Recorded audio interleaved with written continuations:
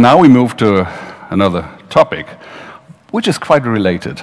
And we'll learn something about a very cool project in Germany, the Code Week. So I'd like to announce our next speaker. Gesche Joost is Professor for Design Research at the University of the Arts in Berlin. She's well known for her research and teaching projects in the area of human-computer interaction. Gesche Joost serves as a digital champion for the EU Commission. And now, Madam, the floor is yours.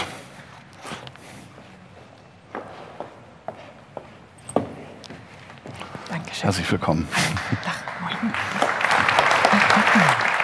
Dankeschön. Yeah, thanks a lot for inviting me and giving me the chance to speak a bit about this case study. And I think we are a perfect tandem, Mr. Makula, because this seems to be a case study also what you were mentioning as new ecosystems where different actors, like when this quadruple helix have to come together. So I have your thoughts very much in mind when I talk about participate, because it's very much about participation.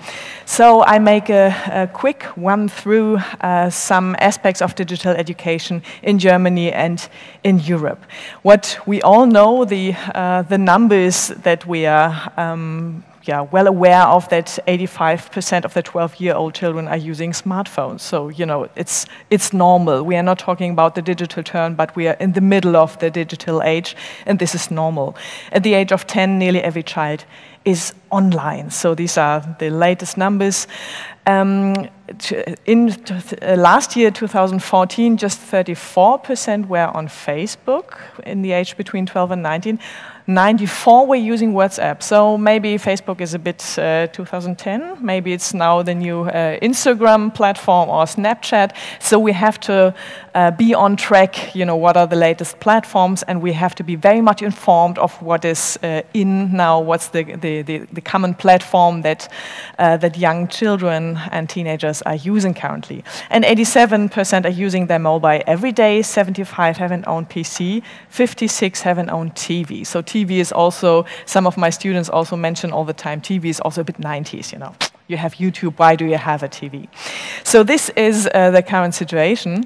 And when we are facing this, and when we know that digital is normal, it's not exceptional or new, it is normal, it's our everyday life experience, I just wonder why, at least in Germany, the school seems to be the last analog place on earth. So why is it this? You know, you're not allowed to use a mobile phone, you don't use a PC, you know, everything is on paper, and also teachers. I was just recently chatting with a young teacher, so a young teacher, you're not an old one, a young teacher, and she was mentioning, yes, of course I do the research on the internet, and then I do a hard copy, a paper copy, and give it to the classroom. And I was just, you know, it's like a parallel universe. Then you say, yeah, why do you do this? And when I'm talking about also digital learning materials, it should be there. And I really don't understand why it's still a huge discussion about, you know, what's the benefit of digital learning materials and open educational research. It's really like, you know,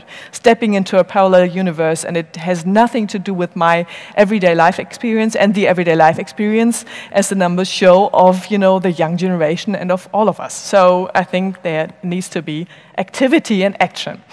So we have also a recent survey that Germany's students and their computer and information literacy is only average. Of course, it is only average. When we see that the ecosystem is not working, also as you were sketching out how it should be. And I think we have to really rethink education, and not just, you know, focus on school education, and not just focusing on is it analog or digital, because it will blend anyway. And we should think it in a very much bigger way. So different actors have to come together. It should be more also peer-to-peer learning, for example, and we should learn from best practice examples that are there already with our neighbors, for example. So the UK is a good example, I think. In last year already, they kind of rewrote their curriculum, and they have coding. They teach coding skills from early age on through the whole curriculum. So they just did it. They just started. And so this is a snapshot from The Guardian. Coding at School, a Parent's Guide to England's New Computing Curriculum. And it's so funny because then the parents need the guide. You know, the school children, they just do it, but the parents need to understand what's happening there. And that's fine. They should be included there. And what's also a good example from UK is a really breaking news for me from BBC. It was, I think, announced also last year already that they will have a little programming device. It's handed out to all the 7-year-old school children for free. So they have a big kind of consortium of BBC, different companies, and the government, and they have kind of little programming devices like a Raspberry Pi, makey kind of thing. They give it to school children, so just, you know, have something to be able to develop hardware, to program hardware. They have a wonderful website where school children can exchange their experience, where they can upload scripts and exchange their recipes, let's say. So this is the kind of open system that we have to have. And in Germany, we are still discussing the value of digital education. So, just saying. So education in a digital society would at least have to have these kind of action points, learn digital skills at school from very early stage on. So also in my research, we did like little case studies. For example, we went with my whole research team to Neukölln in August some years ago, because in August the university is dead anyway, so we just moved out and moved to Neukölln and had a street lab. It was called Street Lab. And we saw, like, from 5 years old on until like 14, there were so many school children in their holidays engaged with us in the street lab just to discover technology. And at some point in time, especially for the girls, technology was a bit uncool, so not very, you know, popular. And so therefore I think that we have to get them very early. So at 5, 6 years old, they were very playful, experimental, they were curious about technology and had no kind of anxiety or fear towards technology. So get them very early in a playful way, so not a kind of nerdy style coding stuff, but really playful. And I will show you some examples. Promote also data literacy and coding skills, of course. So it's not just about programming, but very much about data literacy, how to make a research online, for example, how to deal with my own kind of data when I'm on Facebook or on Instagram. So what's my kind of privacy? Where should I be more sensitive? So this whole concept of data literacy should be very much a topic at schools. Foster peer-to-peer learning in an open education environment. So I don't expect that all the teachers will learn all digital skills that they need to teach at once. But if we start now to teach the school children, it might take years until, you know, they are the new teachers at school. So therefore we have to start now with peer-to-peer learning and use open education environments for this kind of exchange. And this is what we can start today. Use open source, open access, open educational resources. And this is still so much, it's an old idea. You know, we talk about open access since years and years and years, but it's still not there. And I also wonder why. Open educational resources are also a wonderful tool for this peer-to-peer learning environment. And collaborate with the bottom-up initiatives and international networks like we create here today.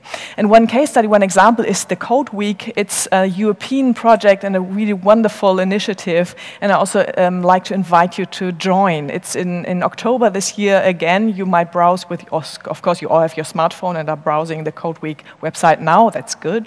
And Code Week is something that Nelly Kroes was initiating with the digital champions together. So the digital champions are a kind of small group. Every member state of the European Union sends a digital champion to Brussels, for example, to discuss open education systems and to initiate initiate the Code Week.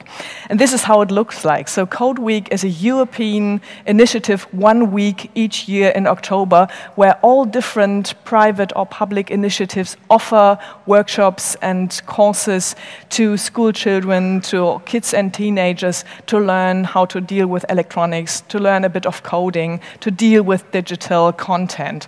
And this was one example from last year where we were exploring digital ink to make sounds. So really cool stuff. So I like to join this workshop too.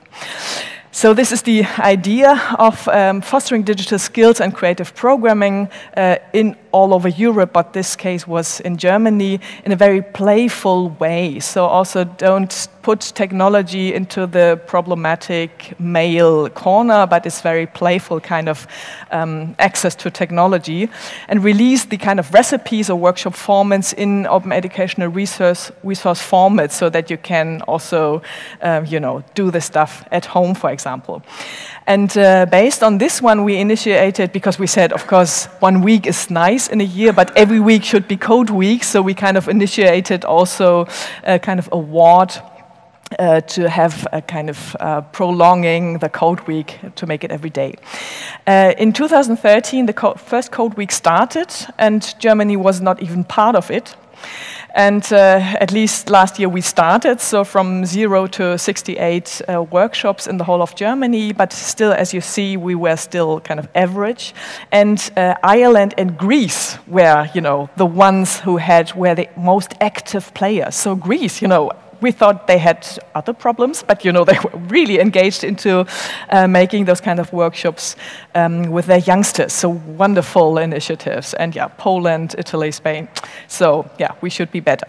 The Code Week Award is something that we initiated together with Samsung last year, and it will also take place next year to have those great initiatives like you see here, to have them happen much more often, because there's such a high demand from school children, from kids and teenagers, having those kinds of workshop formats and engaging into it, because the schools don't offer anything, that we have to have a support for the initiators. So really parents' initiatives or private initiatives, code schools, open tech schools, wonderful bottom-up initiatives that we just have to grab and make a network out of it and have a kind of peer-to-peer learning ecosystem. Some examples of also the Code Week Award. Jugendhakt is from the Open Knowledge Foundation, a network of little labs, little living labs in the whole of Germany. Wonderful, browse the website. We made some kind of jewelry programming, 3D printing stuff in Bremen. We did an open source hardware 3D scanner that you could easily build on your own from Baumarkt materials.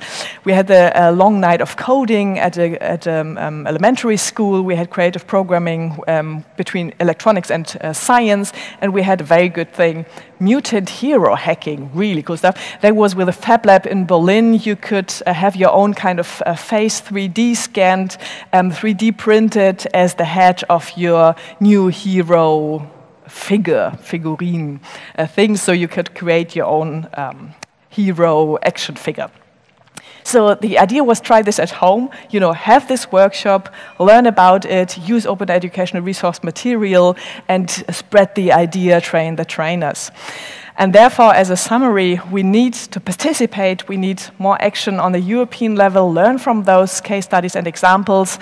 We have to have the common approach on a European level, as you were mentioning, and have it put the building blocks together, create an open education system for all different skill levels and different ages, not just the youngsters, but until the very old ones, get them on board, fight the digital divide, and open access to these kind of learning environments, and understand digital skills as basic cultural techniques. It's not something techie and something new, but it's really basic for our being together every day. And that's a picture from the workshops. This should inspire us for our discussion. Thanks a lot.